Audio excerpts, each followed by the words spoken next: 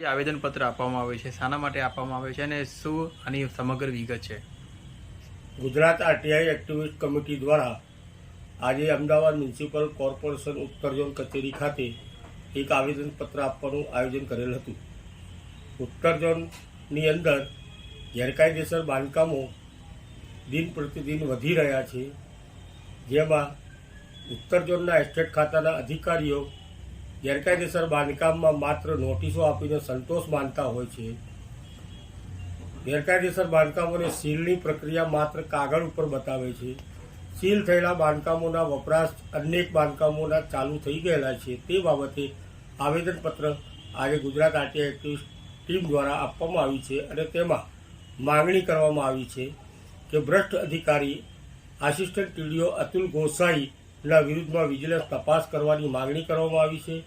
તેવી જ રીતે ઉત્તર ઝોન કચેરીની પાસે અમદાવાદ પોલીસ કમિશનરનું જાહેરનામું છે કે સવારે 8 વાગ્યાથી રાતના 10 વાગ્યા સુધી ભારી વાહનો પર પ્રતિબંધ હોવા છતાંય ઉત્તર ઝોન એસ્ટેટ ખાતાના દબાણ ઇન્સ્પેક્ટર હર્ષ ચૌધરી નામનો વ્યક્તિ દિન પ્રતિદિન હપ્તા લઈને લક્ઝરીઓનું જે દિન પ્રતિદિન આવન જાવન છે તેને કબજે કરવાનું કામ કરતો નથી, દંડ વસૂલ કરવાનું કામ નથી.